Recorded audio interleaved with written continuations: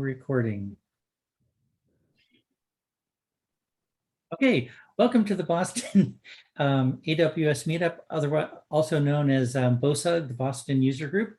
And we are very fortunate to have Amit give us have a return visit, and he'll be speaking about Cognito and Gateway and Load Balancer and all manner of things. And his last talk with us was very, very well received, and I expect this one will be as well. So I'll hand it over to you, and you have screen share. Thank you. Thanks, Brian. Can you hear me? Yep. All okay, good. Wonderful. Let me share my screen. If somebody can confirm they can see. Yep. Share the screen. Wonderful. So let me do this. I'll start with demo of an application because many folks are interested in the meaty stuff. And so this is an application, and I'll share with you the link to workshop. So this is a pretty much a work in progress. So it's a web application. Let me open in the browser. We'll do the intros and others just to show you like where this identity talk is gonna go.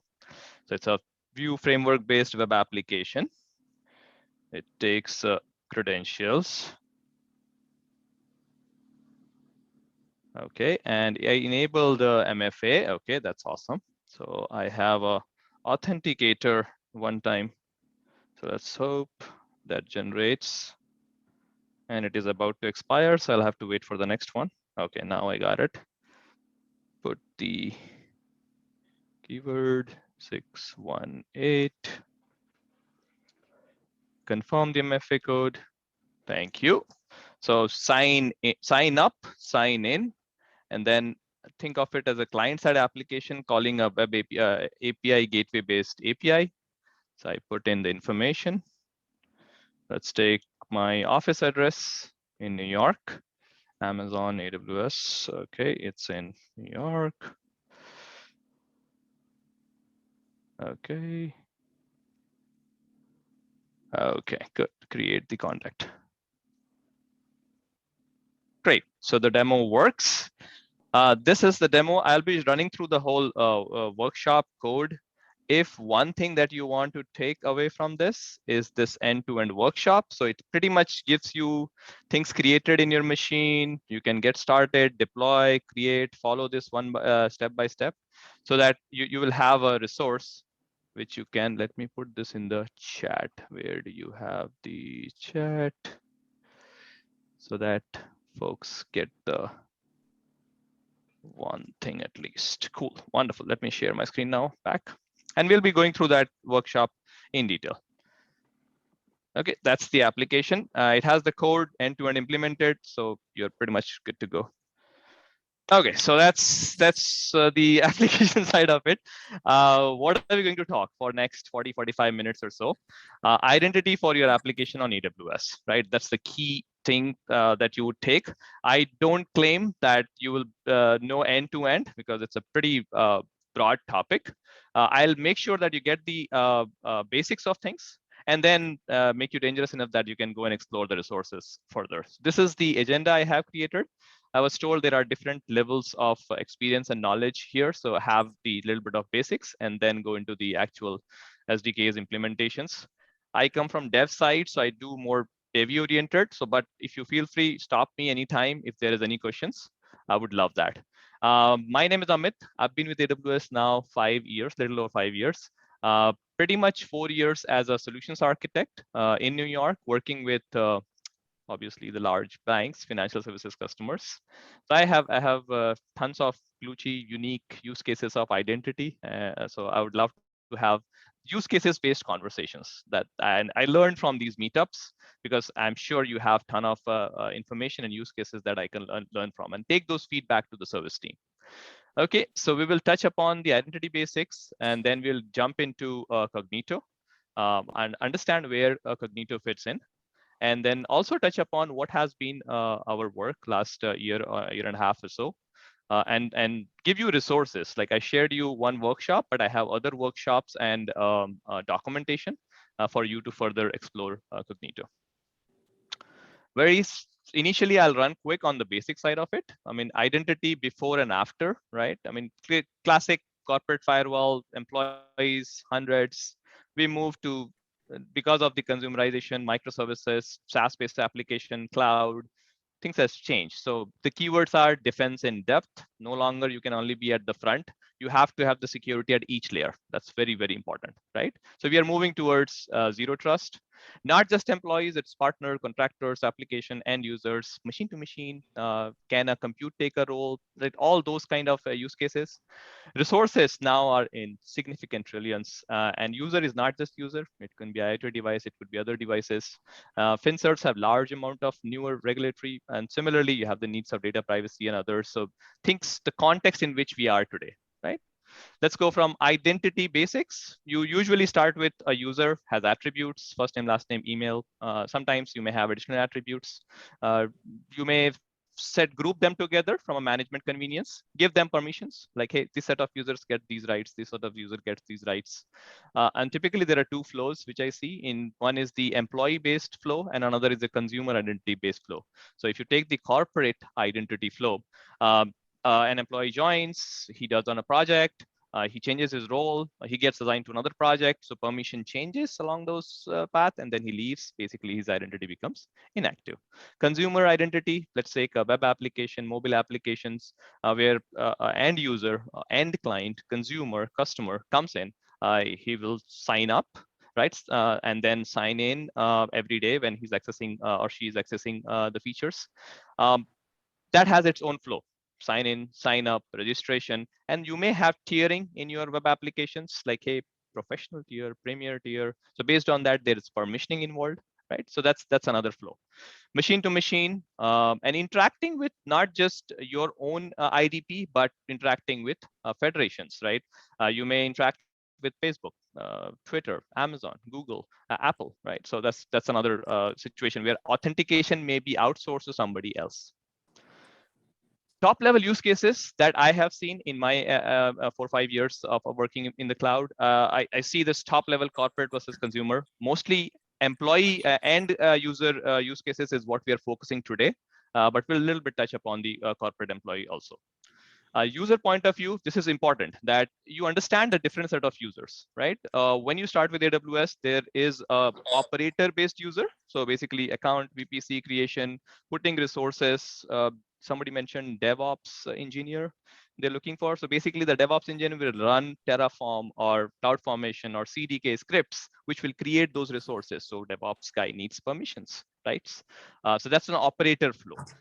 There could be machines which will do some kind of, let's say, nightly jobs. So a non-human can also access and do that. And then end client. So if you host an application on AWS compute environment, be it EC2, ECS, EKS, Lambda, all compute services, the compute services can actually assume a role. So the application hosted inside that compute services will get that temp credentials and do whatever that temp credential is allowed or not allowed. Data and permissioning. If you put an application is not just UI and middle tier. There is always some data which is being manipulated.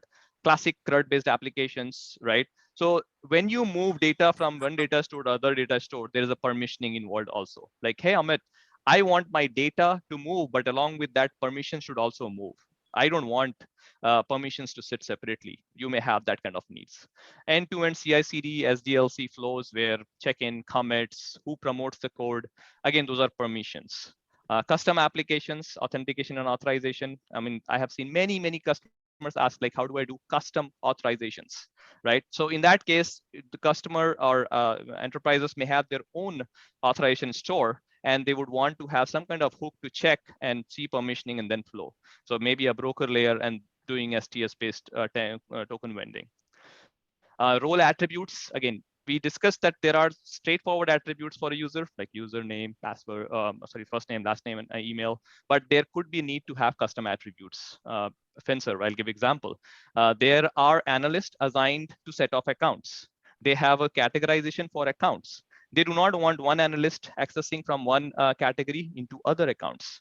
It is definitely a no-no. So that's a custom attribute which says what category does this analyst have access to, right? And similarly, you may have your needs. Okay, so that's on the use cases side. And when we go into identity, both from an operator flow as well as end client flow, we will have SAML, OAuth, and OpenID Connect pretty much used. SAML is pretty much, I quickly touch upon this. It's primarily from the operator flow. Like let's say an enterprise wants to have access to AWS console for their employees.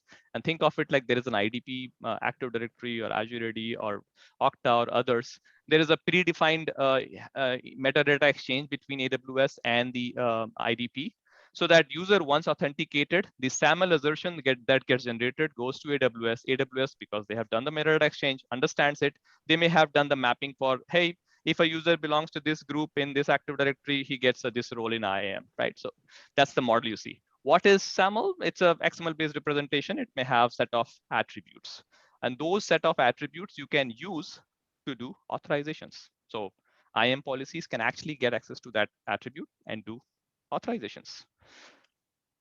Next is OAuth, which is very useful for today's discussion because most of the web applications, mobile applications, leverage this. And here is an example of what used to happen before, like 2000 early, where people used to put their username and password off the email and share it and have somebody else log in on your behalf. Obviously, we don't want that. So we moved from username password to tokens. And that's where the OAuth comes in. What are the type of tokens?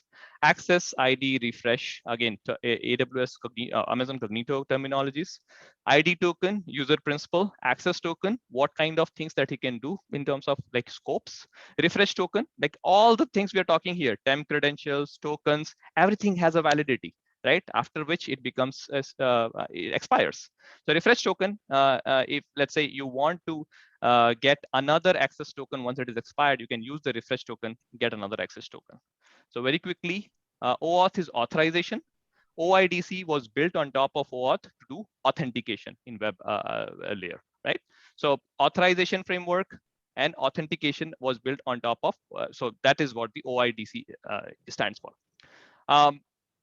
There is an element of what is being manipulated here is the token. So you had assertion there, SAML assertion, which is XML. Here it is JWT tokens. So here example of it, encoded. These are the value, header, payload, signature, right? And you will have the encrypted values there. If I want to map it very quickly, SAML has assertion, ID token in OpenID world, IDP, OpenID provider. Relying party is a term being used commonly. Service provider is used in the SAML side. User attribute, user claim, artifact code. So you can pretty much see the mapping. If I see where is what being used more, so on the SAML side, it's mostly on the enterprise customers I have seen, intranet, corporate employees kind of thing. Use cases, federation, that's where the SAML gets used a lot. OpenID is primarily for a web application and mobile applications. How do we think of authentication in AWS? Again, as I said, there is operator and there is end users. From an operator point of view, you're talking IAM, so user groups, roles, get me STS token, temp credentials, assume role. Those are the things that you will manipulate as an operator. Whereas end users, you are talking about a user being created, let's say a Cognito user console, user pool, or it is stored somewhere else and you're federating and using it. Here is the list of things that we have in the AWS Identity Services. This just gives a sense of where what is, right? So 2011 is where we introduced IAM. So from a user group role perspective, SAML Federation came in 2013.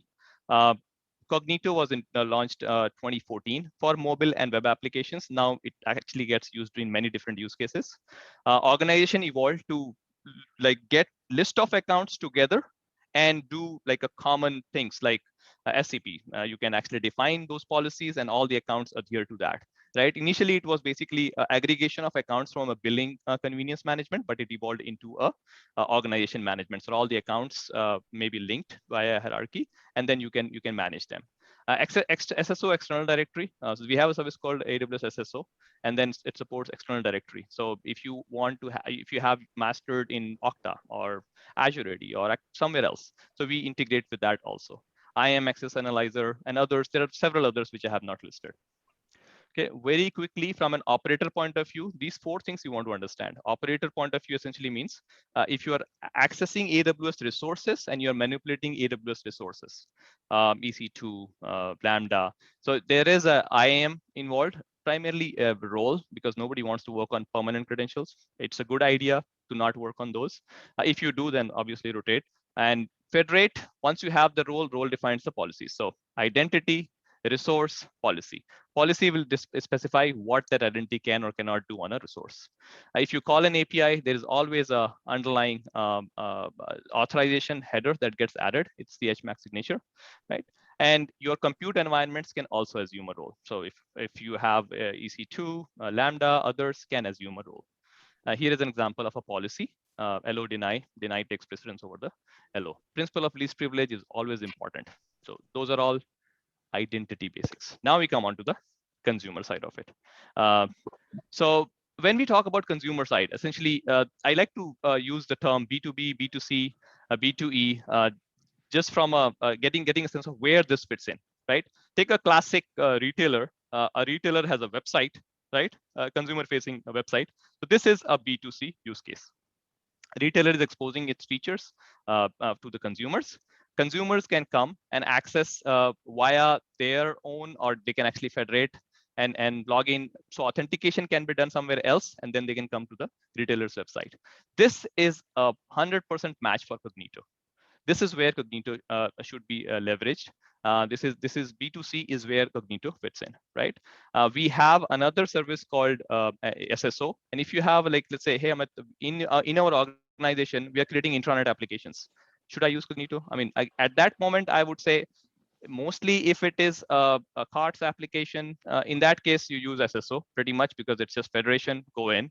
But if you're creating a custom application, in that case, maybe you want to evaluate Cognito as well as SSO. This is another example of yes. And I'll just jump in just because my organization is actually just implementing Amazon SSO right now, because we have the use case of our primary source of identity is in Active Directory. And we've been actually really pleased with, and we still use Okta, but we've been actually really pleased with how much Amazon SSO smooths the process out. So anyway, just thank you. Thanks for the feedback. But yeah, you gave a very good use case. Like anytime you talk about, hey, I want to synchronize from one to other, that's not Cognito, that's SSO, right? As soon as you go into those kind of use cases, you are talking SSO, and you should that is the right service for those use cases. Here in this case, if you see, the retailer needs suppliers to send them the raw materials. So the retailer may actually have a connection to the supplier. In this case, you can have a SAML. You can definitely have a SAML. Or Cognito has, there are different flows in Cognito, one of which happens to be client credentials. You can have an application, a client credential, and connect to the supplier's website. Or maybe you can give a couple of employees rights to access via SAML, and they can access suppliers, right? There are some things underlying that helps you. Temporary access, it's important because, hey, what if the consumer who is accessing the retailer website, maybe he needs access to certain things which is stored in AWS resource like DynamoDB or S3. Then consumer needs a way to access that. So it means we need to have and anything, if you're accessing in AWS, you have to have credentials. Temp credentials or permanent credentials, you have to have a credential. So what happens is that's where the identity pool comes in. Where it can do an exchange of Cognito cup tokens and issue you temp credentials. So that's another use case which can come in the consumer use case. If they're accessing a resource in the retailer's website that's stored in AWS services, right? B2E, again, business to employee, and then M2M. M2M is also sometimes used, Cognito is used in the machine-to-machine interaction, but many times what I have seen is, at least in the FinServ world, there are many other requirements when you talk about like microservices or service-to-service integration, then maybe regulatory and others. So you want to evaluate Cognito and see whether it meets those requirements. And you will see this constant workforce identity, customer identity. As soon as we are talking customer identity, you're mapping it to the Cognito. Workforce identity may have other set of requirements, auditing, reporting, right? Enterprise use cases. So in that case, you may want to see SSO, and most likely SSO will fit the bill there. Okay, so what does it provide? I mean, what does it give me? How do I get started, right? It gives me great sign up, sign in, web access control for web and mobile applications. So when I'm starting as a developer, I start to build a web application or mobile application. What do I need? I mean, obviously I need to have a sign up, sign in page, password, reset password, those kind of use cases. I mean, if a service is giving you built-in, voila, that's what is the use case there, right? So it gives you serverless directory. No longer you have to create your own LDAP store and do all kinds of access. It gives you by default serverless directory, nothing to manage. You don't have to. It's pretty much API driven. It has a profile store and not just standard attributes. You can have additional attributes. It has a unique SRP verifier, so it's a smart way of not storing the password, but being able to do the password-based authentications also. And it's extensible with custom attributes. What I'll do is I'll quickly go back to the demo and show you some of the things. This is the workshop. Okay, so what I did was, first thing is you go to the console and you create a user pool. So let's go in and I will go to the console, and I'm not going to do all of it just to show you, I know, but just wanted to show you what is the experience like, right? So this is where you start. Initially, sometimes this can throw you like, hey, so many different configurations. But once you get started, it's like it gives you ability to do like a defaults or step through settings. So you could very well, you know your requirement and use case. In that case, you would directly go into the defaults. Okay. I might make just one point on that. Yeah, one sure. of the quirks about Cognito is once you have users in the system, there's some changes that can be difficult to make without destroying and recreating the resource. So if you're new into it, it's a good idea to stand it up and try it, with the full assumption you got to throw away the first 1 or 2 or 3 attempts before you start adding too many users, even test users. It's just that can be a problem. Yeah, thank you for that, sharing that. I do have some resources, which I have it for the end, but I will touch upon that point since that has been raised.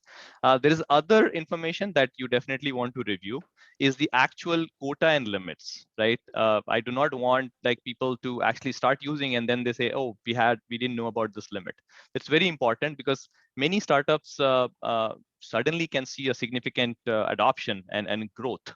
So you want to understand the scale, and we are working. I mean, I should say that we are working to improve the scale numbers significantly higher.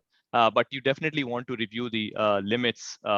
Take an example like how many maximum number of identity pools per account. Like, do you need more than that, right? So you need to just have the NFR, what I call basically the non-functional requirement, like scalability, throughput, expectation, users, concurrent, map it back to the Cognito and see if that matches. Pretty much for I mean, up to, we have several customers running millions of user based authentications, but you definitely want to understand the limits. Okay, so users and groups, you have ability to have custom attributes, right? You can define those custom attributes. You have ability to define policies for the password, MFA. I just use TOTP in my case, and I'm using the Authenticator app, right? We also have advanced authentication features. So if you want to remember the device, if you want to do additional, like, hey, if this user logged in from this IP and suddenly you see login from another different locale, the emails that go for like code and verification, you can customize those.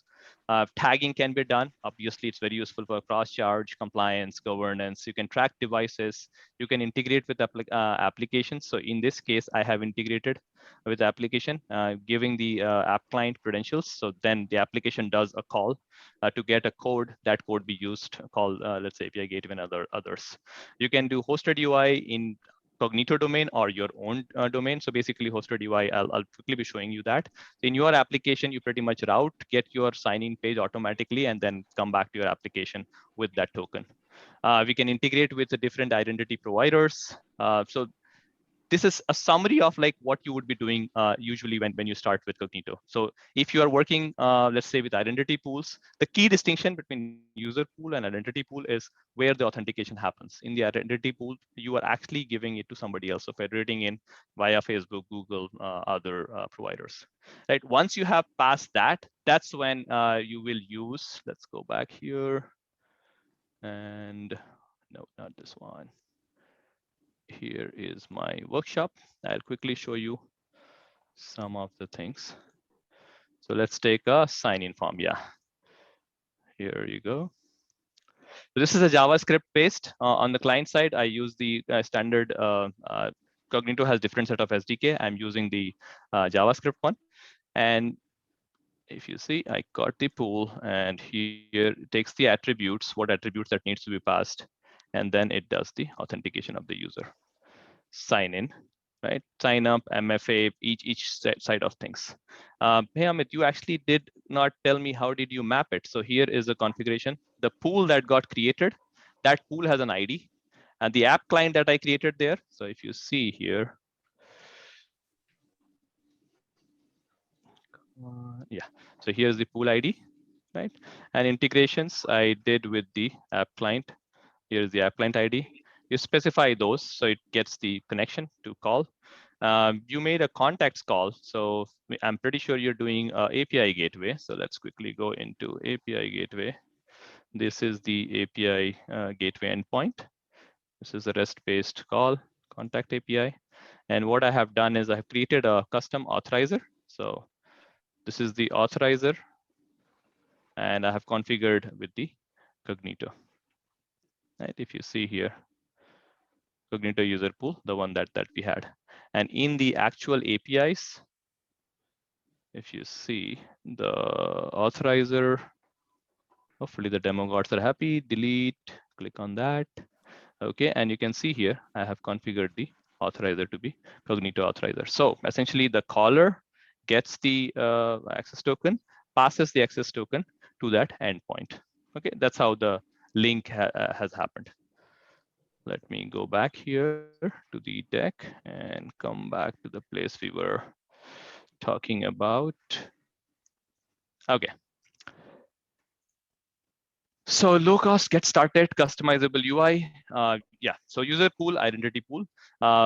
Identity pool, just think authentication is happening outside. So you're pretty much using the federation-based use cases. And obviously, if you have the need to actually get temp credentials, so it acts like a broker and gets you the AWS credentials. This is the classic way to understand. Amit, and just sorry, going back a little bit, I'm trying to mentally map the identity pool. So the identity pool that you create is like, okay, this is the group of users for an app, or would you have multiple identity pools for a given application? So if you see this slide, which I'm showing you, this gives you a better view of user pool and identity pool. And if you see, I have a demarcation here. So you are doing federation and you are working on AWS credential. So the mapping is between a federated authenticated user mapped to AWS. So that generates me a cup token.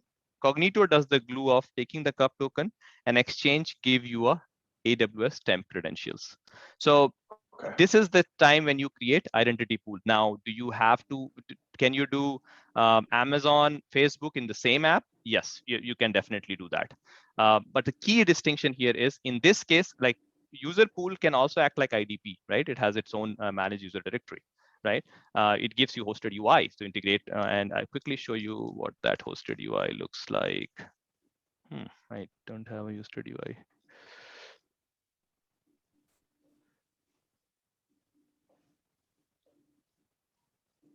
Okay, here you go. So that's the sample of how the hosted UI looks, right? I mean, we give you ability to customize it also.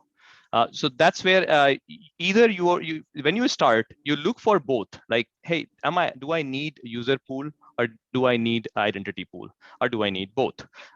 Many of the startup based customers, they actually start with the user pool, pretty much satisfied in the user pool. Sometimes they scale and then they find the need for integrating with federation providers. So in that case, they start using the identity pools. Now, this is where the thing is, like when you start going to identity pools, the need for integrating with n number of them can grow significantly. Some startups have had that. And that's where I highlighted the limit, like how many identity pools you need per account. You're free to create different set of user pools, right? Scale issues can be solved if you can actually have multiples of those, right? So segregate the set of users in different user pools. That way it's easier solvable. Hey, Amit, just to expand on Yao's question. So, I mean, my experience, right, is basically one user pool per app. I can put all my users there. Like you said, you could split it up. For identity pools, what is the mapping? Is it one identity pool for every federation, or like why? I'm not sure I'm seeing why they multiply out. Is it because you need one for Facebook, one for Google, one for whoever else, or yeah? Yeah. So again, you have to specify the mapping, right? In one identity pool, you can specify different set of federation and different mappings. There is also a like limit numbers that you have to see, like to what level of scale that's happening, right? If you're going large, because many times identity pool can be used as a token vending, right? Where you are getting AWS time credentials. And if you integrate with n number of applications, with the same, in that case, that could become a bottleneck. So again, if it is federation with a single or multiple, and you are using that temp credentials being generated for your web application, that's where you use identity pool. If you want the IDP to be Cognito, then you use the user pool. I hope that gives you some sense. But I think we can park that, and at the end we can cover it again. Sounds good. Thank you. This in what one slide shows you significant, and I think I should have probably ordered the slides properly. This slide kind of shows you a view of what Cognito does and provide. We used one of the SDK. We have ton of other SDKs. So Java, .NET, other different iOS, Android. So we have different set of SDKs, native integrations, right? So get going on it. We have federations with many different providers. Apple is also one of them. And at the bottom line, that it's, I always talk like, hey, if you have SAML or OIDC, right? I mean, as long as that is the understood term, then like I get questions like, do you integrate with OneLogin? Do you integrate with Auth0? Do you integrate with do you integrate with Shibboleth? Do you integrate with? I mean, is it SAML? Is it OpenID? That's about it. If it is SAML, there is a way to integrate to it. If it is OAuth, there is a way to integrate with it. From the compute side of it, Cognito has built-in integration with ALB. Built-in integration with API gateway. I just quickly showed you that, where you can actually create a Cognito authorizer, and then it can do the validation of the token that comes in and lets you access the underlying APIs. ALB, again, same thing. It checks the coming request. If there is no cookie, redirects, gets that, and then there's a cookie available that gets reused. Right. So I showed you the application. How does it evolve? Like once you integrate with it, what else does Cognito provide? Think of it from a user point of view. Like if a web application, a mobile application is there, what all things they would need? They would need sign in, sign up, user profile data customizations, token-based email, phone verification, SMS, multi-factor authentication. This is one thing which I like a lot, which is the Lambda triggers. So there is a standard flow for sign in, sign up, authentication, and then you have an ability to customize that standard flow. So we provide ability to hook Lambda, which is our compute, abstraction tier. So it's a function as a service, right? So you can integrate that as a trigger in that flow. And I have seen many customers do different kinds of things. Fail an authentication based on a specific challenge, custom challenge. Some customers have actually created a custom DynamoDB based store and do additional authorization and then allow deny, right? So those are different kind of use cases. Many times I have seen migrations being embedded, migrations of a user being embedded as part of the Lambda triggers. So think of it like when the user comes in, at that time, the Lambda trigger actually gets the information from someplace, puts it here. So those are a different set of use cases that Lambda trigger enables. So this is something I have seen many customers when they have the need for custom Lambda triggers have come very, very handy. For admin, like if you are an admin, what would you need? I mean, obviously you need search, manage users. I talked about attributes, right? You have custom attributes, so defining those, managing those, right? All those features are available for the administration. Amit, we had a question in chat. Are there any considerations for configuring Cognito identity pools for multi-tenant application? Multi-tenant applications. Let me put, there are more nuanced based conversation for multi-tenant. I would say that again, as soon as we talk multi-tenant, there is a need for like underlying sharding, underlying, is it just storage, or are you okay with pass-through information? Because in FinServe, even the pass-through layer being shared is not okay. Usually what I have seen is pretty much, I think somebody mentioned it also, one pool per application. And if you need to have, you may have multiple sets for each type of, so you're replicating that. But I would say I will put that as a separate research item for myself, because I have not seen many implementation of multi-tenant based use cases. But definitely there are customers who have used it also. Okay, so this is the another set of features that we are talking about, the SMS TOTP. I mean, I showed you example of the authenticator. Advanced security features. It has pretty significant amount of details there. Compromised credentials. Learning based on the users, like we go through the events, we understand, and based on that, we see if there is a security event. Reporting, detailed reporting on top of all the users, so that you can actually understand the flow. Migrations, either there are two ways. One, either it is like batch or it is just in time based migrations. And I've also seen the Lambda trigger being used as a migrations. So basically when the user is signing in at that time, get additional information about the user kind of flow. What are the typical flows, right? One is we see this pattern where you have this is the browser, this is the IDP, and you have a server-side application, more secure. Another is we see the single page application flow, right? Where the token goes to the client. So you go auth code flow and send the code, application server exchanges it, gets the JWT token. We see client credential based flow. So those different flows, single page applications, I would say they're lesser secure compared to having a server side tier. So web app, service tier, and then the, so if the service tier does the interaction, it's more secure than a client side getting the token and then passing it out. Hosted UI gives you a standard UI, but then it gives you ability to customize it to a certain level, right? Again, that's a key part, like logo, style, branding. But then if you want to customize the flow, like, okay, Amit, I want to, as soon as the user signs in, I want to have another level of check by my admin, and they should approve that sign in and then only flow. No, so that if you have that kind of customization needs, in that case, you may better off be looking at implementing it via the APIs. So that's where you have complete control of customizations.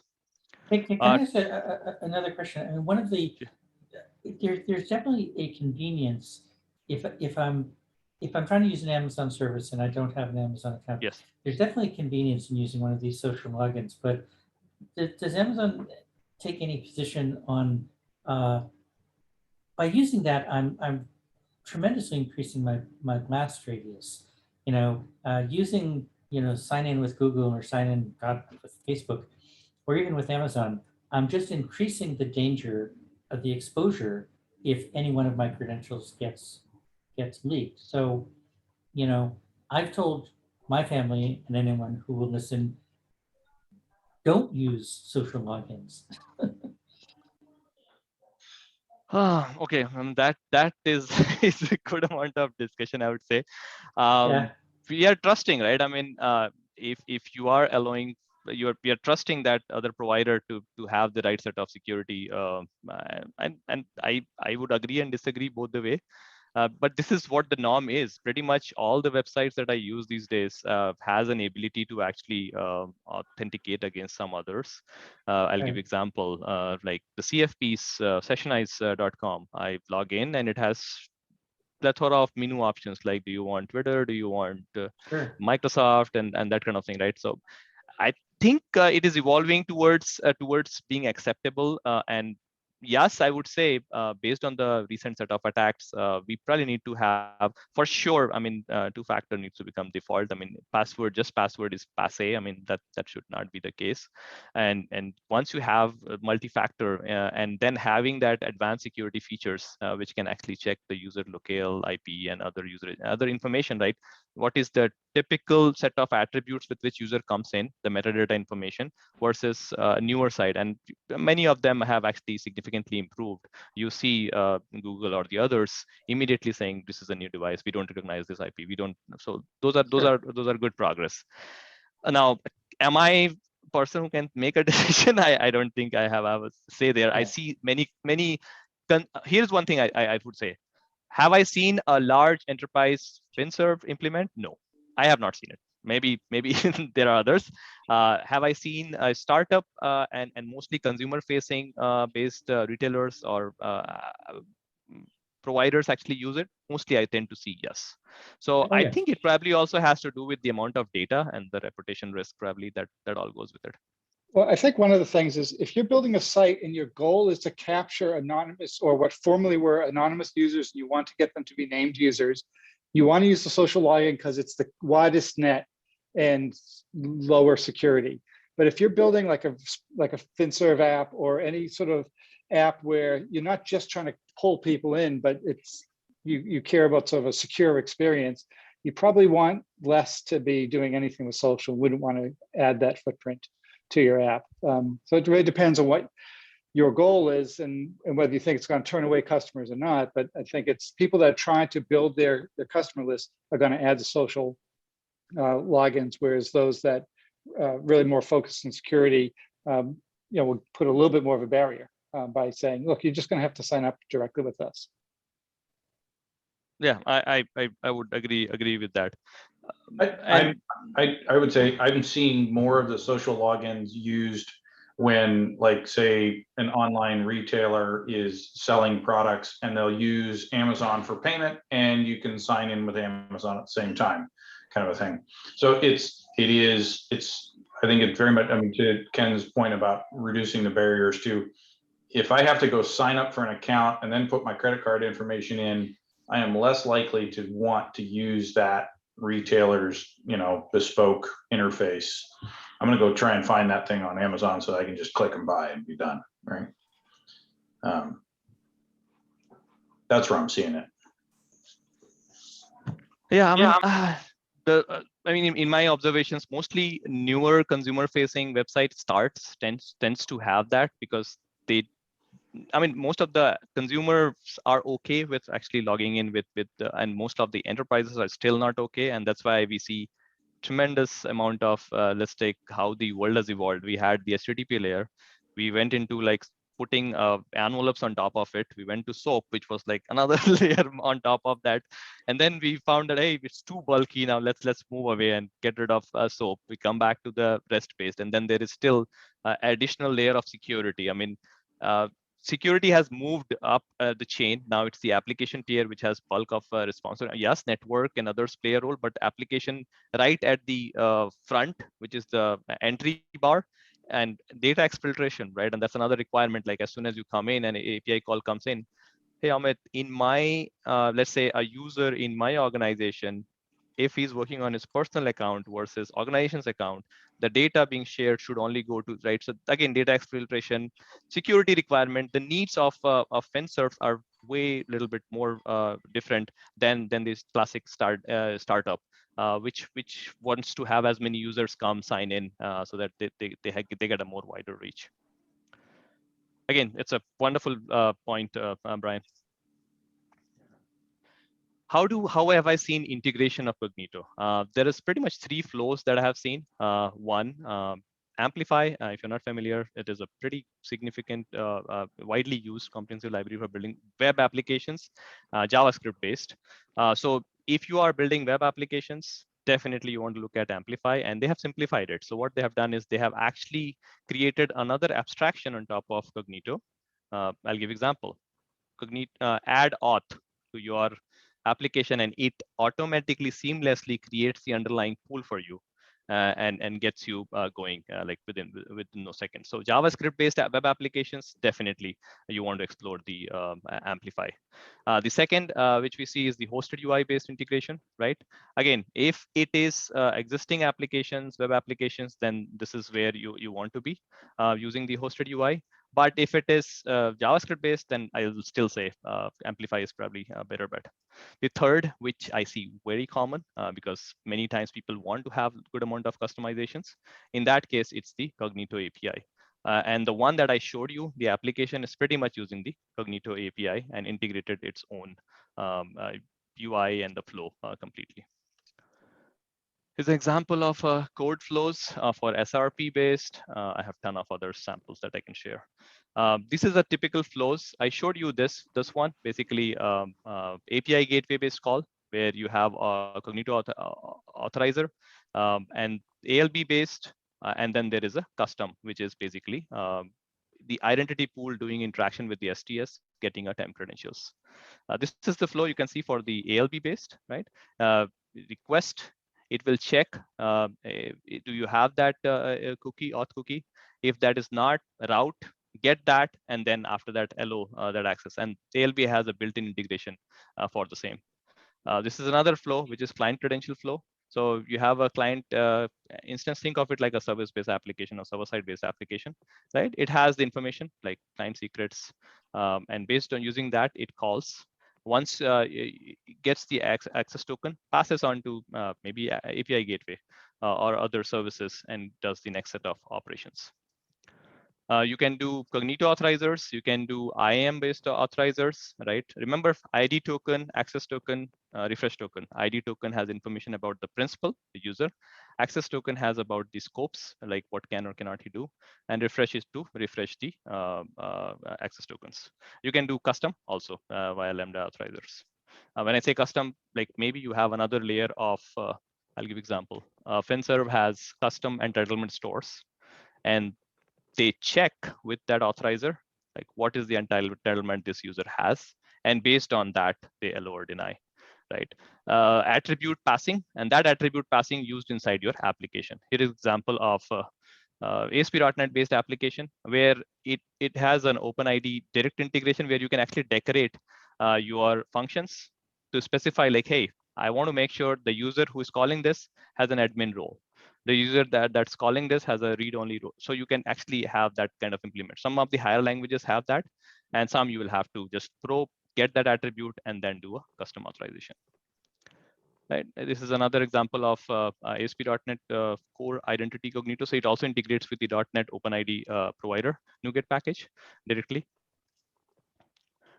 This is something that I recently added. What we've been up to, like there are so many things that we shared. What is it that Cognito is working through, and what has been launched, right? So we launched ability to have case insensitive based. This was customization. People asked for different session timeouts. Everything has a timeout, so customization in that. Limits is another one, easier management of it, right? This is a place where I want to stress one more thing, that understanding the limits is super important. Let's go, yeah. Is super important for your applications.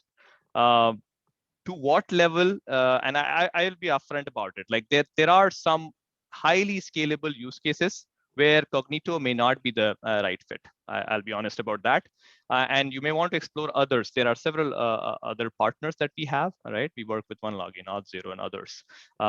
So understanding the scale needs, to what level your website or your mobile application has the scale need, and mapping the limits to your NFRs is definitely a recommendation you should do.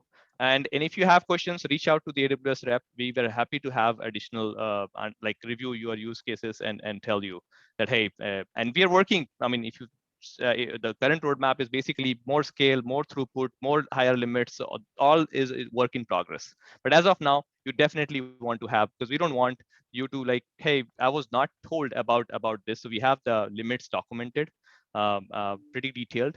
And once you have gone through that, if you want us to validate your use case, we'll be happy to do that also. So we introduced the limit management. Again, CloudWatch having the right level of visibility. Observability is super important. Many customers create their custom dashboard for applications to have the right level of observability. We supported that. Regions, again, we've been adding significant set of regions. I think Stockholm, Paris, and there was a Bahrain region that was launched.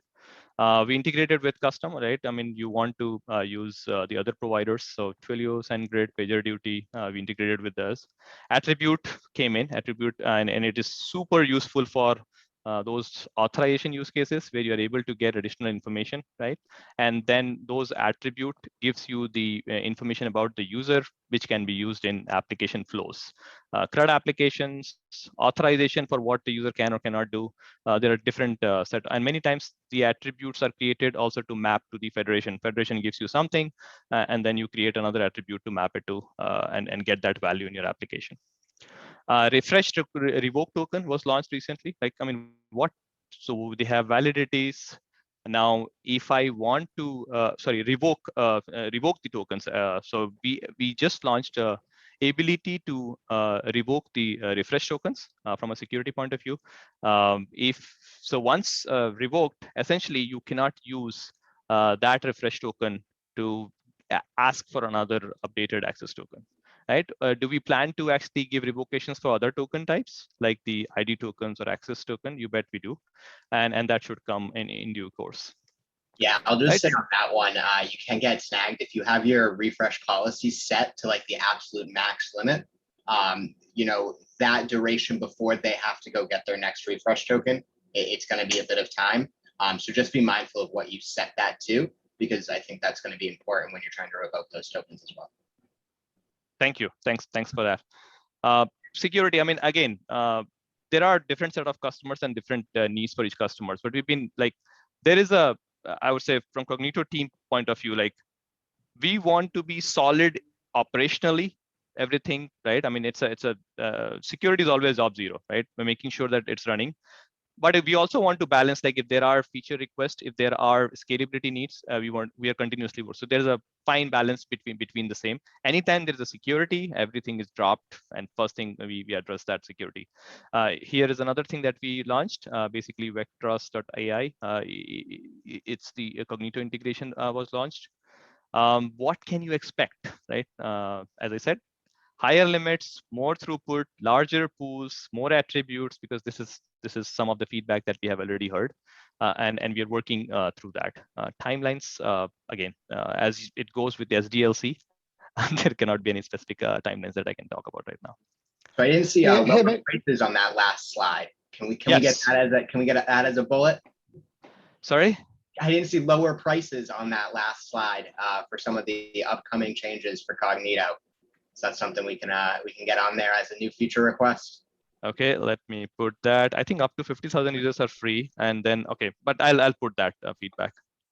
So one other thing that's not on here, which has for me been a huge issue for a really long time, is that there's no way to really back up Cognito and have a DR. Like there's no region replication, and I can't even do it manually because, of course, I can't take out the hashed security tokens to move them to another environment. So you need, because it could migrate the data. So any plans to kind of basically allow region independence and or backup restore of credentials? Thank you. I mean, that's probably one of the top asked feature, I should say. And we have it in the roadmap. The team is working through it. Backup restore, multi-region abilities. There are some significant work being done in that area. Again, timeline, I cannot say for sure, but backup restore, multi-region is right up here in the visibility internally. Okay, good, because it is worth knowing that you can put a lot of users on this, but it is a single point of failure if you have a region failure. I totally So, agree on that. yeah. Okay, Are you thank able you. to use the migration features of Cognito to create a backup? Like, could you migrate your live users to another instance of Cognito as a backup? No. All right. Yeah, so there are some workarounds and options, but obviously out of the box, we are working to get that both backup restore as well as multi-region support. Chris, you can do it sort of, but if you are willing to let every one of your users have to re-authenticate. Got it. That okay, because that's from the migration app. Yep. Okay. Because you can't migrate the credential itself. The rest of the data you technically could. Okay, there are partners, right? We work with all our identity partners actively. You definitely, if there are use cases where partners make sense, we have a team internally. So we have partner SAs, partner development managers who can work with you. So if you have AWS rep, get them to actually get the partner rep, and we'll be happy to take you and help with the partner solution also. Yeah, question.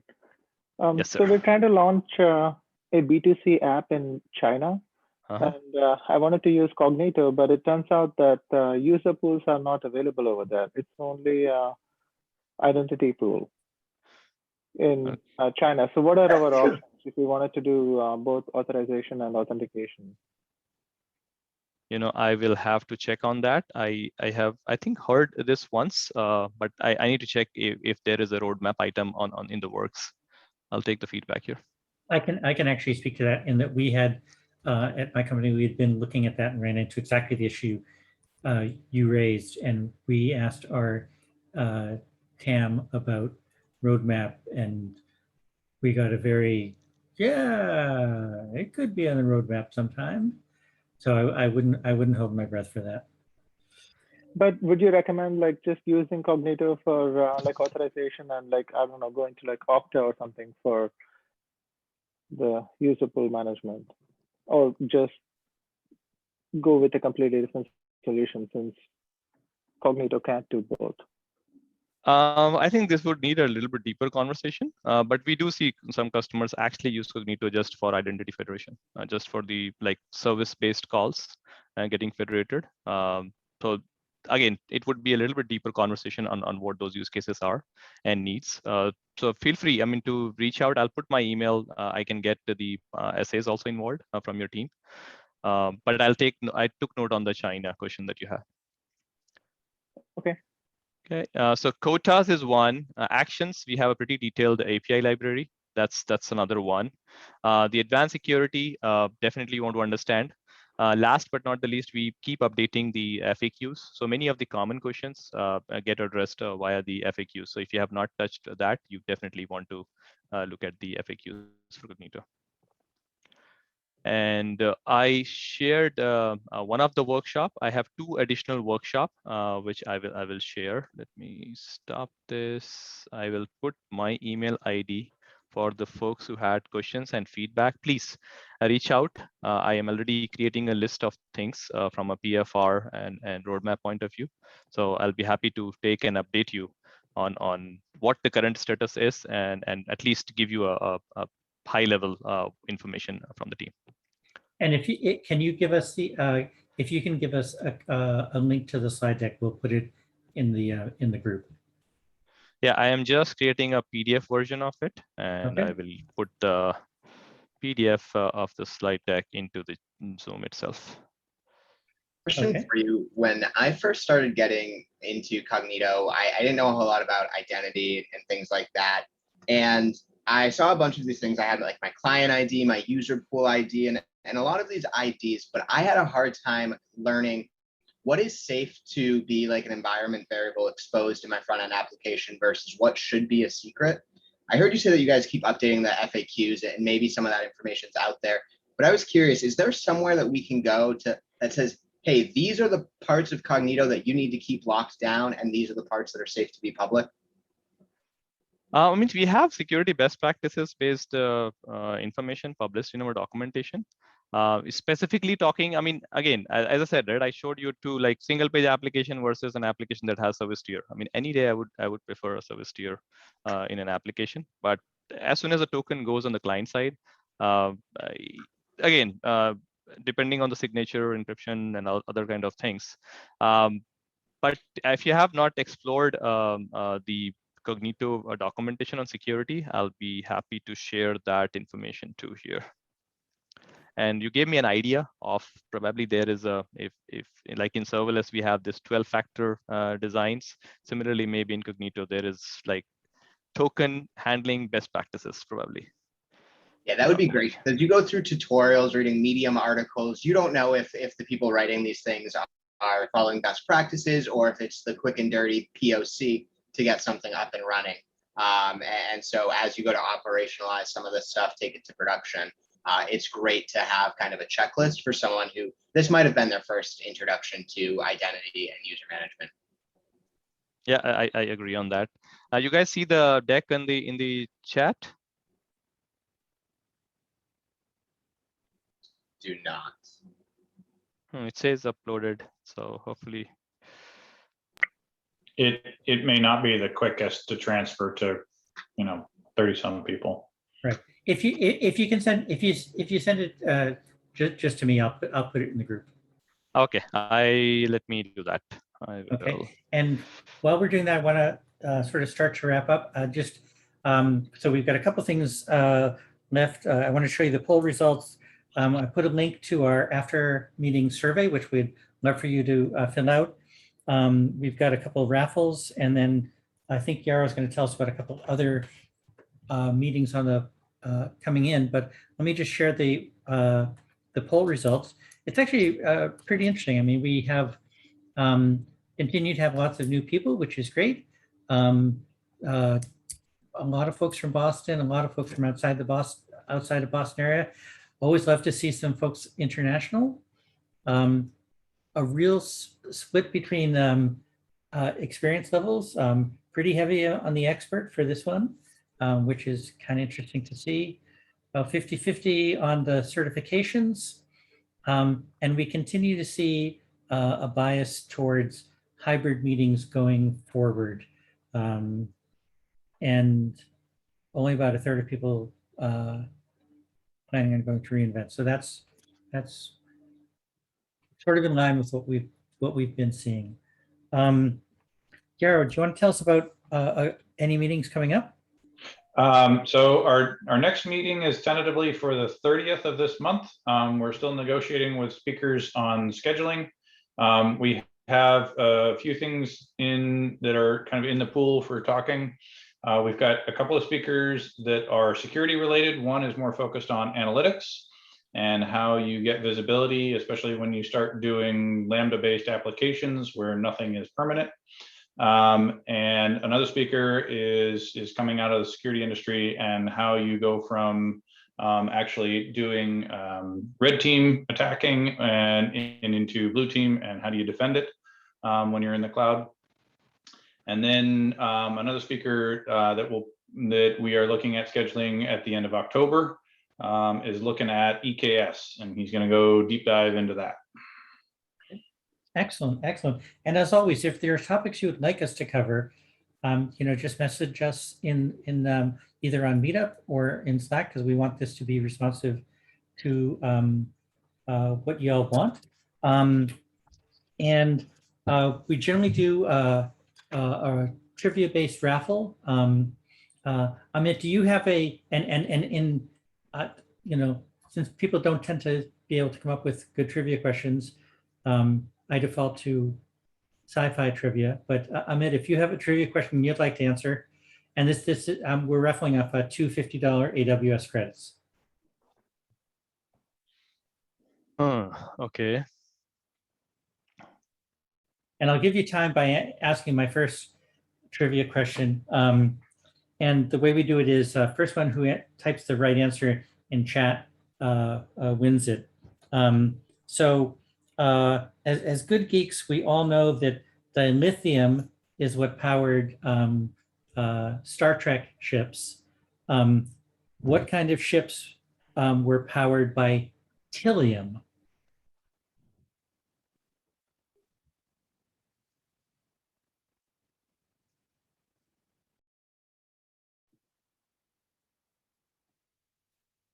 And if you know what I tend to ask about, that would be a fair guess. What shows do I always ask trivia questions about? Firefly. Battlestar Galactica. Yes. Just- Well, Ken, that's you not just fair. won. No, I'm not. I'm just ruining your question. Yes. People already Yes, have- you did. Yes, you did. you gotta Follow go the back. rules. The first person to type it in was David. You gotta type it in. I was just. I Oh, was just David. goofing. Okay. I'm not All right. All right. David, you win $50 gift card. Send an email to me, briantarbox@gmail, and I'll send you the code. Yeah, it's like, come on, the Battlestar is always the answer. Amit, have you come up with another trivia question? I'll say, what's your favorite color? And I choose whatever I want. What's Okay. I don't have one. Nice. Please feel All free, right. somebody else. Yeah. All right. What's the actor who played in both Battlestar series? I think you actually asked that before. Let's see if What people are actor? paying attention. Yeah, what actor? And you can say the Ah, character or the yes. actor. It was, I know that Type one, it, but type it. I lay it. Good try, Victor. No. Okay, type it. No. No.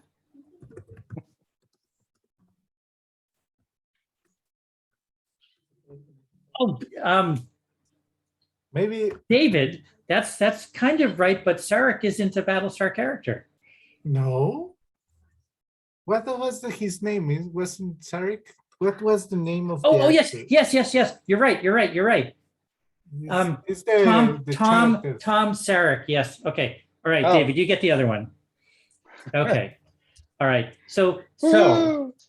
remember, before you come to the Boston meetup, you have to study up on Battlestar, Firefly, Farscape is always a good one. And if you want to ask a trivia question, please feel free, because some of y'all are getting tired of my trivia questions. But Okay, I got one if you want. This is more of a token validation. Like, does anybody know what's the min and max timeout? Of a token? The token that you get, like temp credentials that you get, what's the validity of, like, what can you customize it to from min and max point of view? Isn't it 15 minutes and 8 hours? I Close. 13 minutes and 1 day. So 15 minute is correct, but the upper limit is a little bit higher. I thought 1 Chris, day. I think the default is 8 hours. Oh, okay. Up to 36 hours. Oh, So Okay. Amit, you were talking about the ability to invalidate a refresh token. Do we already have the ability to invalidate the original, the current token? We just got revoking the refresh token feature launched. We are working to get the revoking ID token and revoking access token soon. Okay. okay, well, thank you so much, participants. Thank you, Amit, our speaker. This has been a lot of fun.